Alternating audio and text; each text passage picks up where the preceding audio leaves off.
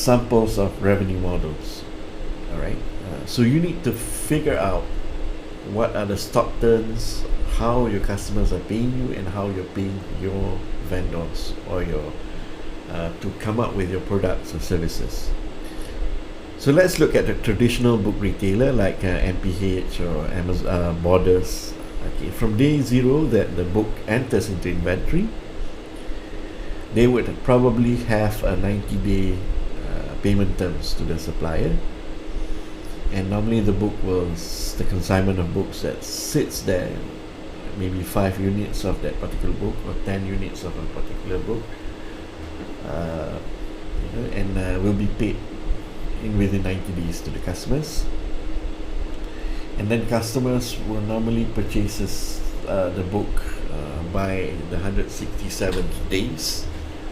Then you get to try to clear your as many inventories as you can, and you will receive payment the next day. So in this business model, cash received only 78 days after payment.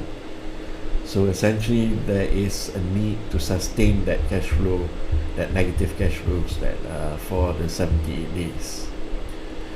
And because it takes 168 days, so it has low cycles, low turns in terms of inventories. Although the margins are average, basically you will get the standard margins that any bookstore gets. But this business model has a high overhead because you need to pay rent for your retail store. You need to maintain at least a number of staffs that is equivalent to how big your bookstore is. So essentially there's a higher overhead. So let's look at Amazon.com. So in Amazon.com, the innovation in the revenue model is that it is able to actually receive payment before making payments to the supplier. So customers pays them first before they pay the supplier. So this actually has a good impact to them because it brings positive cash flows to the business. So in day zero, books enters inventory, customer purchase book by day 16, and when the customer purchases the book, payment is received the next day. And then by the time by day 58, they're able to pay the suppliers.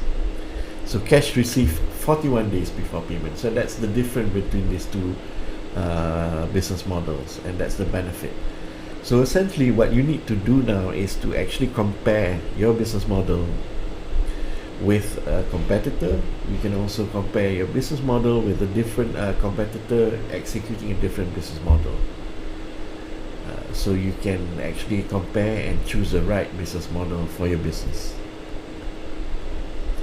So essentially you can come up with this chart which does the comparison.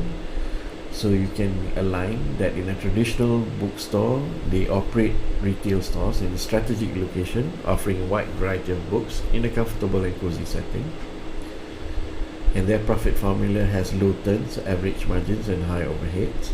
And most of the key resources are targeted towards handling logistics from warehouse to outlet, and then the management of the retail stores. Whereas on Amazon, they operate retail website to help customers search, review, and purchase items instantly.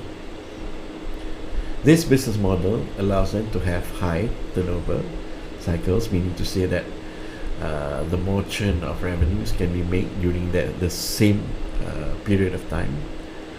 Although they make low margins, but the overall margins, taking into consideration the high turns, could be more than the traditional bookstore model.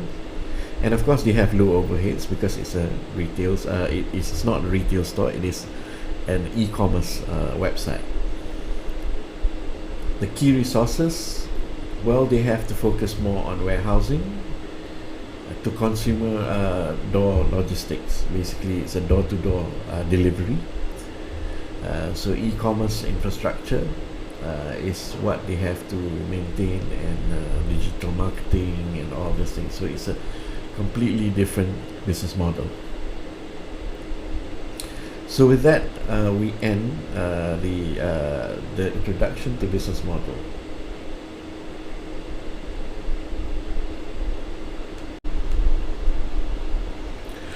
So next, let's take a look at how do you compare the viability of the different business models.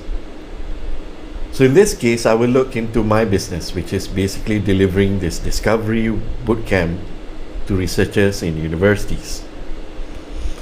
So I have two different business models. One is the blended bootcamp, which is an online bootcamp coupled with a 2-day physical presence to actually deliver. That's why we have the blended module. It's about 90-10 in the ratio. And then I have another model, which is the traditional physical bootcamp, where I will spend 5 days physically with everyone. So the thing is, the cost per markup, when I calculated, is almost the same. It's essentially 32%, and the other one is about slightly 31 and percent point something. So but the difference is it becomes more profitable, because with a blended approach, what I did was measure a quarter, basically in over 3 months. With the blended bootcamp, I can get 9 iterations of 20 participants, whereas in the physical bootcamp, I only get 6 iterations of 20 students. So essentially what it does is it brings a return of 286% if I adopt the blended bootcamp model, and only returns of 190% on the physical bootcamp model. So from here, you can basically compare two different business models and what it means to your business and to your profitability. So how do you then identify the turns, the turns for your business? So you go back and do this revenue model and look at when the customer pays you and when you pay the when you pay the suppliers, and look at how long does it take to complete one cycle. So in my blended nucleus online training model, we have an 89 cycle to complete one client. However, because it is online, I can run concurrent 2 or 3 workshops at the same time, and still I'm able to cope with the load.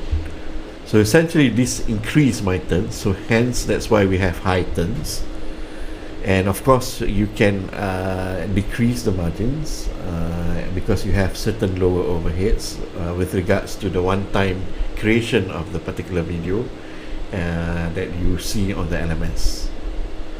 Alright, so what you need to do is figure out what your revenue model is. So let's compare to the physical training model. You have a shorter cycle of 90 days, but then the cash received 5 days before payment and cash received 12 days after payment. So here you have to balance the cash flow, because there's negative to ensure that there's substantial cash flow to sustain before you get the payment in full in 90 days. So in this model, there's average items, average margins, and overhead. So the profitability still goes back to this chart that you see just now.